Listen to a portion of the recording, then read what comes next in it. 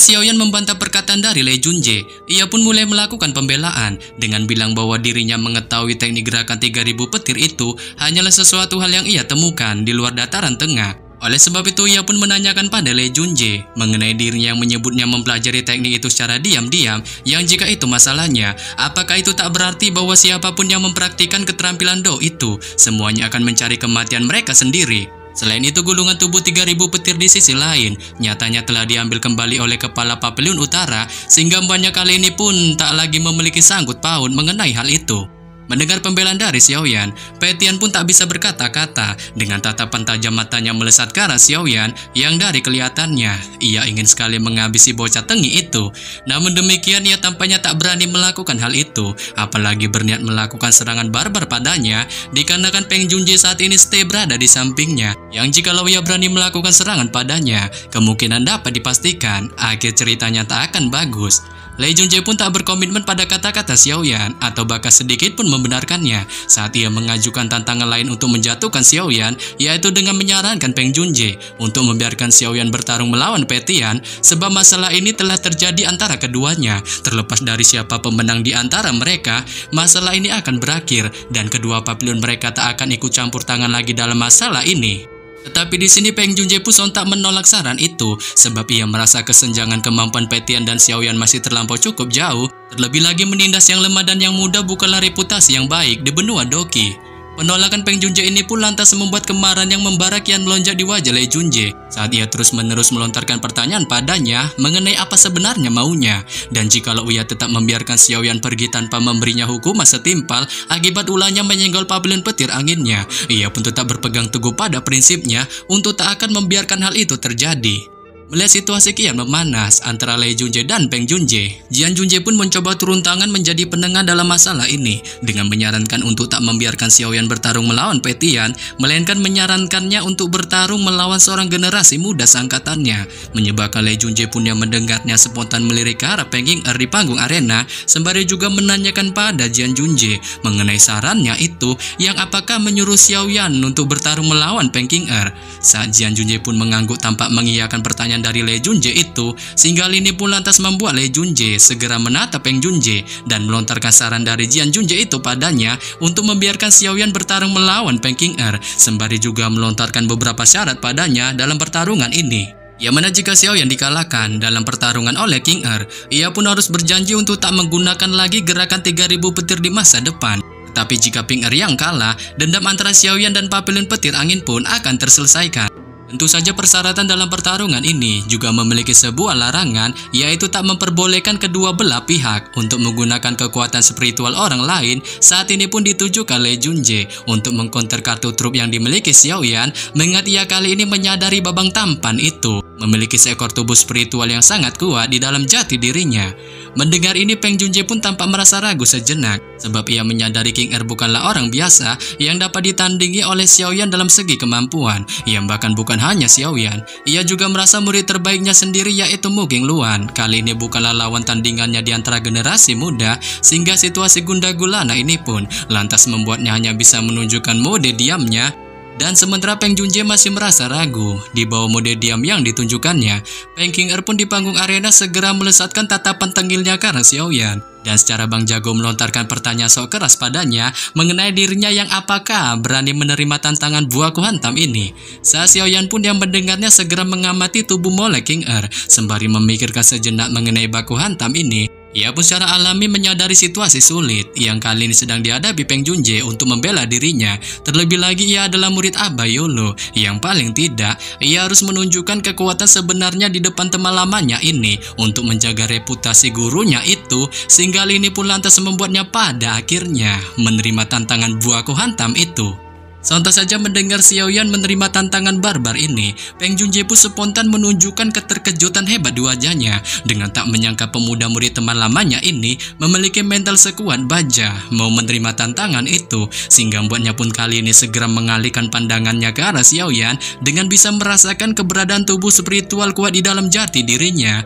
Namun demikian ia pun tampak merasa kecewa sebab tubuh spiritual yang diamatinya di dalam tubuh Xiaoyan itu bukanlah milik Abah Yolo, si besti terbaiknya. Merasa kecewa akan hal ini, Peng Junje pun segera menatap wajah Xiaoyan dan mengingatkannya untuk berhati-hati selama baku hantamnya melawan King Er, sebab ia dapat merasakan kekuatan wanita tangil itu seharusnya sudah naik ke ranah kelas dojong pasca dirinya berendam di kolam darah gunung surga. Terlebih lagi dengan kekuatan tubuh avatar ilusi yang dimilikinya, itu pun memiliki kekuatan terkesan OP melebihi kemampuan seorang dojong biasa. Oleh sebab itu, jika antum bukan tandingannya, Peng Junje pun menyarankan Xiaoyan untuk suren saja dalam baku hantam ini, mengingat ia tahu bakat Peng King Er kali ini memiliki kedudukan yang terbilang tertinggi di antara generasi muda yang pernah ditemuinya selama bertahun-tahun, yang bahkan ia tak menyangkal mungkin Luan mengalami kesenjangan dengannya. Setelah mendengar pengingat dari Peng Junje, Xiaoyan pun spontan menunjukkan keheranannya dengan tak menyangka atas bakat tingkat tinggi yang terkesan OP dimiliki King Er, tetapi ia memilih untuk membuang semua hal itu. Dengan segera ia melangkah berjalan ke tengah TKP panggung arena untuk secara gagah menghadap dan mengamati King Er di depannya, di balik penguasa Suan yang tiba-tiba dimunculkan di tangannya, sehingga menyebabkan situasi di panggung arena pun kian menegang. Melihat sosok Xiaoyan di hadapannya, King Er pun segera menatapnya menggunakan raut wajah juteknya, sebelum kemudian melontarkan ejekan padanya yang hanya mengandalkan dekingan dari Peng Junje untuk bertindak jagoan di pavilion petir anginnya, menyebabkan Xiaoyan pun yang mendengarnya tampak mengabaikan perkataannya, dengan matanya masih secara santuy terus menatapnya, diikuti dengan doki agung nan kuat di dalam tubuhnya yang perlahan kian melonjak, sehingga membuat King Er pun yang melihat ejekannya tak mempan sedikit pun pada Xiaoyan, terus-menerus memanas-manasinya dengan melontarkan ejekan padanya yang menyinggungnya hanya mengandalkan seekor tubuh spiritual di dalam tubuhnya, yang jikalau tidak ada hal itu, kemungkinan ia kali ini hanyalah seorang abang-abangan biasa. Mendengar ejekan yang tanpa henti ditunjukkan King Er padanya, Xiaoyan pun spontan bereaksi dengan balik mengejeknya yang menurutnya seorang wanita yang memiliki mulut lemes, dengan juga menunjukkan sarkasan padanya yang hanya mengandalkan kedudukan tinggi dari pavilion petir anginnya, dengan jikalau ia tak memiliki latar belakang pavilion itu, kemungkinan ia saat ini hanyalah seorang wanita pemandu karaoke. Sontak saja mendengar ejekan kelas dari Xiaoyan, kemarahan yang membara pun segera melonjak di raut wajah King Er. Dengan tatapan ganasnya terus mengamati tubuh Xiaoyan, diikuti gelombang energi doki gila meledak-ledak di dalam tubuhnya, sebelum kemudian ia pun perlahan menutup kedua matanya dengan setelah beberapa saat membukanya. Aura mengerikan dan badas pun kali ini tiba-tiba mulai menyelimuti sekujur tubuhnya, dengan dari kelihatannya bersiap untuk menghabisi Xiaoyan. Pasca King Er memunculkan aura mengerikan dan badasnya itu, badai doki hijau bercampur petir perak pun segera terbentuk di sekitarnya dengan ia berada di tengahnya, sehingga membuat semua orang di arena pavilion petir pun yang melihat kejadian ini spontan tercengang, dengan masing-masing dari mereka dapat merasakan tekanan energi spiritual yang sangat megah dan besar dimunculkan di panggung arena. Melihat ini, Xiaoyan pun mencoba mengamati kemampuan edan yang dimunculkan King Er itu, dengan bisa merasakan kemampuan yang dimunculkannya itu merupakan kemampuan yang disebut doki petir angin, sehingga membuatnya pun kali ini sejenak memikirkan cara untuk melawannya. Namun tanpa diduga, baru saja sejenak Xiaoyan memikirkan hal ini, sebuah kain pelangi bercampur energi petir pun tiba-tiba melesat keluar dari dalam badai doki yang dimunculkan King Er. Dengan itu pun tanpa ampun secepat kilat meluncur ke arah Xiaoyan, menyebabkan Xiaoyan pun yang melihatnya segera memunculkan segel di tangannya, membentuk sebuah pelindung energi yang ditujukannya untuk menahan kain petir pelangi itu, sehingga membuat kain petir angin itu pun menghantam pelindung energi, mengakibatkannya meleset nyaris mengenai bahu Xiaoyan. Tetapi baru saja Xiaoyan berhasil menghindari serangan kain petir pelangi itu, sebuah dengusan ganas dari King Er pun terdengar dari dalam badai doki. Dengan itu pun menyebabkan kain petir pelangi bergetar dan secara cepat berbalik menyerang ke TKP Xiaoyan lagi, menargetkan ke arah punggungnya. Menyebabkan Xiaoyan pun yang melihatnya segera memunculkan nyala api hijau di tangannya untuk kemudian meraih kain petir pelangi itu. Sehingga hal ini pun lantas menyebabkan ledakan yang dahsyat pun segera terdengar, yang bakal ledakan itu pun sampai menyebabkan tubuh Xiaoyan bergetar hebat. Namun untungnya dengan nyala api hijau menyelimuti tangannya, Xiaoyan pun tampak tak mengalami kerugian besar akan hal itu. Dengan segera ia memanggang doki kasar yang menyelimuti kain petir pelangi itu menggunakan api hati teratainya, membuatnya pun kali ini dengan cepat dibakar menjadi kehampaan. Pasca Xiaoyan membakar doki kain petir itu, tawa dingin pun spontan dilontarkan dari mulutnya, diikuti doki gila yang segera melonjak dari dalam tubuhnya, Sebelum kemudian ia memegang kain petir angin itu dan dengan kasar cara barbar menariknya. Diikuti juga dengan King Er yang ikut menariknya dari dalam badai Doki, mencoba mempertahankan kain petir anginnya itu dari rebutan Xiaoyan. Dengan setelah beberapa saat, kedua dojong muda ini saling melakukan mode tarik-tarikan ala-ala perlombaan tali tambang.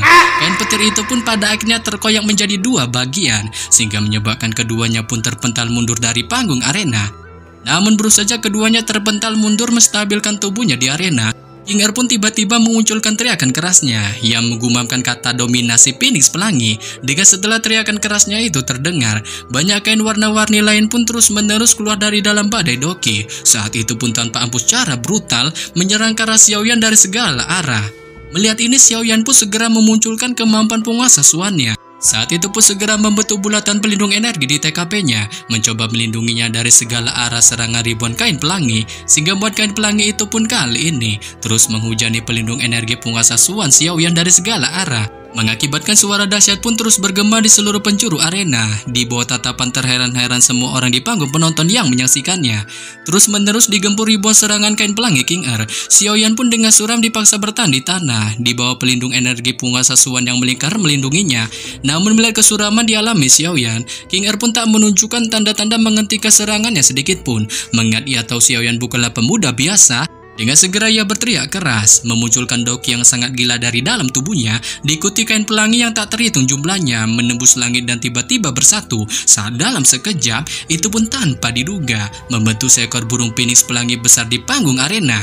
Dan bersama setelah kemunculan burung Phoenix besar itu, King Er pun segera melesat muncul di atasnya, meneteskan darah segar dari jarinya ke dalam tubuh burung Phoenix itu. Dengan ketika setetes darah itu mulai bersatu di dalam tubuh si burung itu, sebuah pancaran kekuatan brutal dan ganas pun segera melonjak gila dari dalam tubuhnya. Sebelum pada akhirnya, ia pun segera memberitakan si burung itu melesat meluncur ke arah Xiaoyan, bersiap untuk menghabisinya.